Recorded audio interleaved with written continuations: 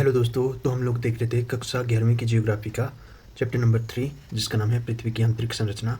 और अभी तक हमने इसमें पढ़ लिया था, भूगर्भ की जानकारी के साधन देख लिए थे हमने, प्रत्यक्ष स्रोत देख लिए थे हमने, और उसके बाद हमने अप्रत्यक्ष स्रोत में भूकंप देख लिया था। हमने पूरा देख लिया था कि जो तरंगें हैं वो किस तरह से चलती हैं और कंपन कैसे होता है, तथा शैडो जोन जिसे कि छाया क्षेत्र कहते हैं वो भी हमने सब कुछ देख लिया था। आगे बढ़ते हुए हमने इसके प्रकार भी देख लिए थे तथा प्रभाव इत्यादि हमने सब कुछ कवर कर लिया था। तो आज का जो हमारा टॉपिक है वो है पृथ्वी की संरचना।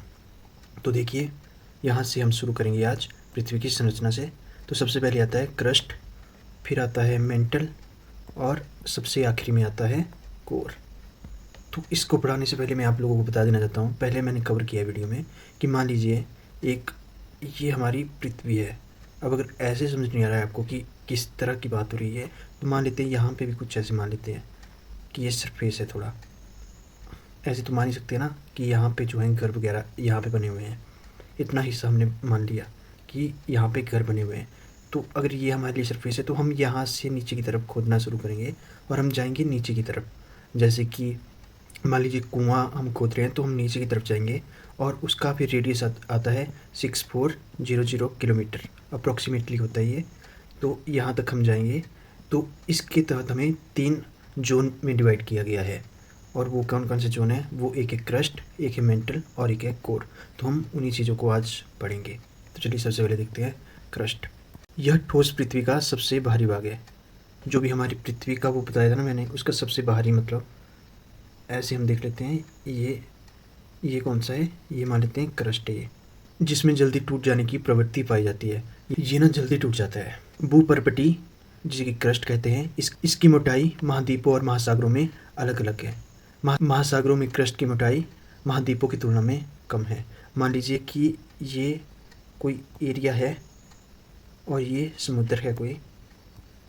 कलर डिफरेंट यूज कर लेते हैं। ये मान लीजिए कि पेड़ वगैरह लगे हुए हैं यहाँ पे, एंड ये मान लीजिए कि यहाँ पे जल इत्यादि है। तो ये जो हमारा क्रस्ट है इसकी जो गहराई है ये अलग अलग है। क्रस्ट ये महासागरों में ये है, जबकि महाद्वीपों में इतना है। ये क्रस्ट हो गया महाद्वीपों का, और ये किसका हो गया, ये हो गया महासागर का। तो यहाँ पे लिखा गया है कि महासागरों के नीचे इसकी जो औसत मोटाई है वो 5 किलोमीटर है, जबकि महाद्वीपों के नीचे यह 30 किलोमीटर तक है। और हम इसका औसत वैसे देखें तो 34 किलोमीटर लेते हैं। तो पर्वतीय श्रृंखलाओं के क्षेत्र में यह मोटाई और भी अधिक हो जाती है। हिमालय पर्वत में कितनी है, ये 70 किलोमीटर तक है।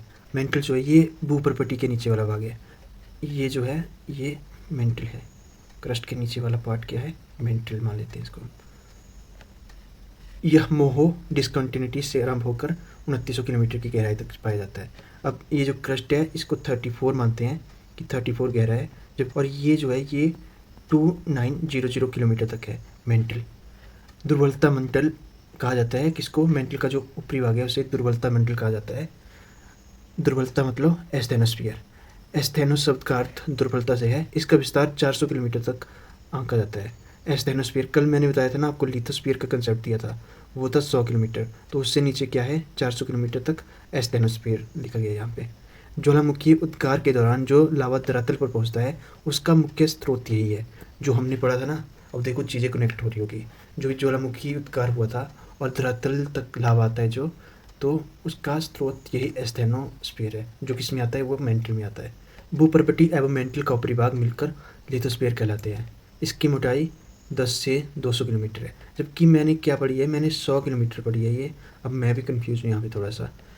नीचे मेंटल का विस्तार दुर्बलता मंडल के समाप्त हो जाने के बाद ही है, यह ठोस अवस्था में है। क्रोड जिसे कि कोर भी कहते हैं। जैसा कि पहले ही इंगित किया जा चुका है कि भूकंपीय तरंगों के वेग ने पृथ्वी के क्रोड को समझने में सहायता की है। तो वो मेंटल की सीमा 2900 किलोमीटर तक गहराई है।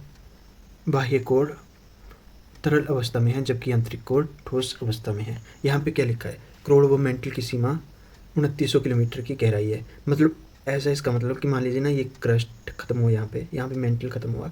अब ये क्या हुआ, ये हुआ मेंटल और ये हुआ कोर। तो ये जो सीमा है ये कितनी है, 2900। यहाँ से शुरू हुआ, मतलब जहाँ पे मेंटल खत्म हुआ वो कितना है, 2900। इसमें भी 2 टाइप के हैं, एक है आउटर और एक है इनर।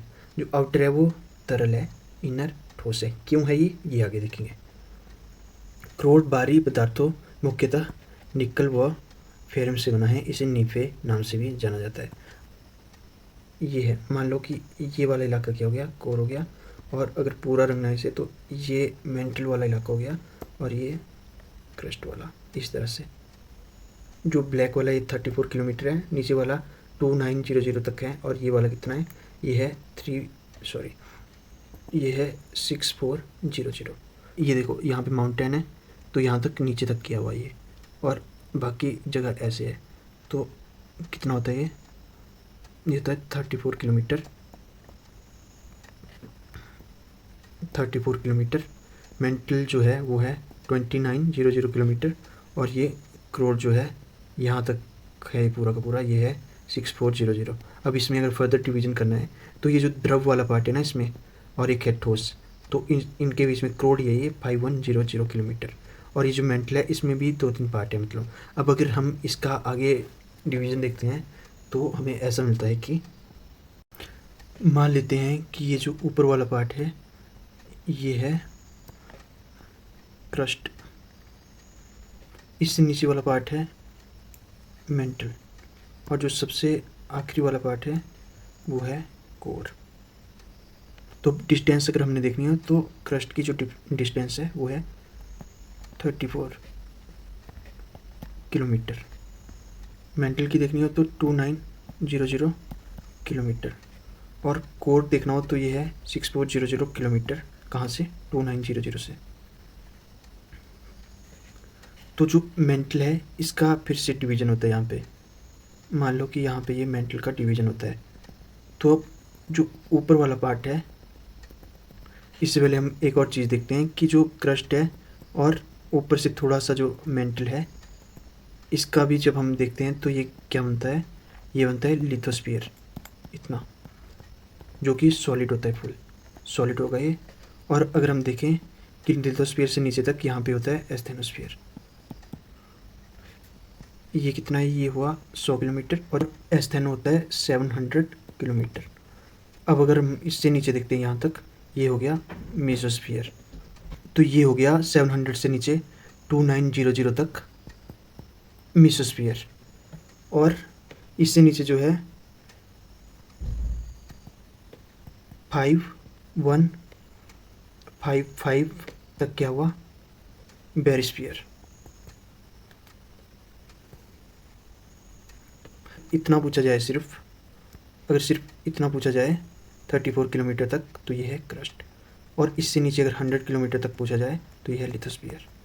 मैंने ना ऐसे याद रख लो, ये है क्रस्ट, नीचे है मेंटल, नीचे है कोर, ये तीनों एक साथ याद रख लो। और 100 तक क्या है, लिथोस्फीयर। एस्थेनोस्फीयर है 700 तक, मेसोस्फीयर है 2900 तक, और वेरिस्फीयर है 5155 तक। अब इनका जो है डिवीज़न ये किस बेसिस पे है, तो सबसे पहले आपको ये याद रखना है कि ये जो पूरा का पूरा क्रस्ट वाला पार्ट है, जो पूरा का पूरा, और मतलब लिथोस्फीयर तक है 100 किलोमीटर तक, ये क्या है, ये टोटली सॉलिड है, सॉलिड, यहाँ तक पूरा का पूरा सॉलिड। और उससे नीचे तक जो एस्थेनो है ना, ये सेमी सॉलिड है। अब ये सेमी सॉलिड क्यों हुआ, इसके पीछे का कारण है कि जैसे जैसे ये मान लीजिए कि ये मान लेते हैं हम कि पृथ्वी है, और नीचे की तरफ को जब हम आ रहे हैं तो क्या हो रहा है, टेम्परेचर इंक्रीज होता है, प्रेशर क्या होता है, इंक्रीज हो रहा है, पूरा का पूरा प्रेशर लग रहा है। तो टेम्परेचर जब बढ़ेगा तो क्या होगा, टेम्परेचर जब बढ़ेगा तो ऐसा होगा कि पृथ्वी को लगेगी गर्मी, ठंड लगेगी या गर्मी लगेगी, गर्मी लगेगी पृथ्वी को। ऐसा मान लीजिए आपकी बॉइलिंग पॉइंट इंक्रीज हो जाए, मतलब बॉइलिंग पॉइंट की तरफ आता जाएगा ये टेम्परेचर, जब इतना ज़्यादा हो जाएगा तो चीज़ें पिघलने लगेंगी यहाँ पे। लेकिन ये जो प्रेशर है ना, अधिक प्रेशर है, इसकी वजह से ऐसा हो रहा है कि ये ऊपर से जब दबाव पड़ रहा है, तो मान लो कि ये क्या है, ये सॉलिड है, कुछ जेली टाइप है ये कुछ। अब इसके ऊपर कुछ दबाव पड़ रहा है काफ़ी ज़्यादा, तो ये एक साथ हो जाएगी ऐसे, मतलब ये इसका ये गाढ़ी टाइप की हो जाएगी, ये सॉलिड भी नहीं रहेगी, ये लिक्विड भी नहीं होगी, ये क्या होगी, सेमी सॉलिड। तो ऐसी ही कहानी कहाँ पे है, ऐसी कहानी है हमारे एस्थेनोस्फीयर में। ये कैसा है, ये है सेमी सॉलिड, किसकी वजह से, टेम्परेचर ज़्यादा है और प्रेशर भी ज़्यादा है। इसके नीचे क्या आता है, इसके नीचे आता है मेसोस्फीयर। अब ये क्या होता है, मेसोस्फीयर वाला इलाका जो होता है, यहाँ तक क्या होता है कि प्रेशर जो है ये काफ़ी ज़्यादा, मतलब प्रेशर डोमिनेट करने लगता है टेम्परेचर को। टेम्परेचर इंक्रीज हो रहा है, प्रेशर भी इंक्रीज हो रहा है, लेकिन ज़्यादा प्रेशर की वजह से क्या होता है, ये फिर से सॉलिड की तरफ जाने लगता है। यहाँ पे थोड़ा सा लिक्विड या सेमी सॉलिड हो गया था, यहाँ पे सॉलिड था सबसे ऊपर, और यहाँ पे नीचे मेसोस्फीयर में जो कि 2900 किलोमीटर तक है, यहाँ पे ये वापस से सॉलिड की तरफ जाने लगता है, और यहाँ तक ये सॉलिड है। इसके नीचे क्या है, बेरिस्फीयर। अब क्या होता है, प्रेशर जो है ये वीक हो जाता है, ऐसा मान लो आप, और टेम्परेचर काफ़ी हाई होने लगता है। तो ये क्या होता है, ये फुली लिक्विड है, और नीचे क्या होता है, नीचे फिर से प्रेशर की वजह से ये सॉलिड हो जाता है। तो ये क्या है, बेरिस्फीयर जो है ये लिक्विड है, और ये जो स्टेनोस्फीयर है ये सेमी सॉलिड है, और ऊपर वाला भी सॉलिड है जो कि लिथोस्फीयर है, और मेसोस्फीयर भी सॉलिड है। एंड लास्ट वन जिसे कि आउटर कोर कहा जाता है, ये भी क्या है, या जिसे कि लोअर कोर, आउटर कोर तो ऊपर वाला हो गया, लोअर कोर कहा जाता है, ये भी क्या है, सॉलिड। यदि लिथोस्फीयर का देखा जाए तो इसमें होता है, हमने देखा था क्रस्ट है इसमें, और सम पार्ट ऑफ मेंटल। तो इसमें क्या क्या होगा, इसमें होगा सियाल एंड सीमा। एक्चुअली जो सियाल है ये कहाँ होता है, ये होता है क्रस्ट में, यही होता है, क्रस्ट में यही होता है। और सीमा जो होता है ये कहाँ होता है, ये मेंटल वाले एरिया में होता है। एंड जो ओशियन का जो क्रस्ट है वहाँ पे भी यही मिलेगा, मतलब आपको सीमा वाला है। और एस्थेनो में देखते हैं जब हम, तो अपर मेंटल जो है, और ये क्या होता है, ये सेमी सॉलिड होता है, और इसमें क्या मिलेगा, सीमा। अब देखो ये सीमा वाली कहानी चलनी शुरू हो गई, magnesium, silicon and aluminium, and इसमें मैग्नीशियम, ये कितना होगा 2900 तक, सॉरी 700 तक। इसके बाद मेसो है, इसमें क्या है, ये सॉलिड है, और ये क्या था, ये सेमी सॉलिड था अपर मेंटल वाला। इसमें लोअर मेंटल है, तो ये क्या है, इसमें भी सीमा ही चल रहा है तो मेंटल का ही पार्ट। तो ये कहाँ तक है, 2900 तक सीमा वाला क्षेत्र है ये। तो ये भी हमने देख लिया। अब बचे हमारे पास, तो उन्हें भी देख लेते हैं।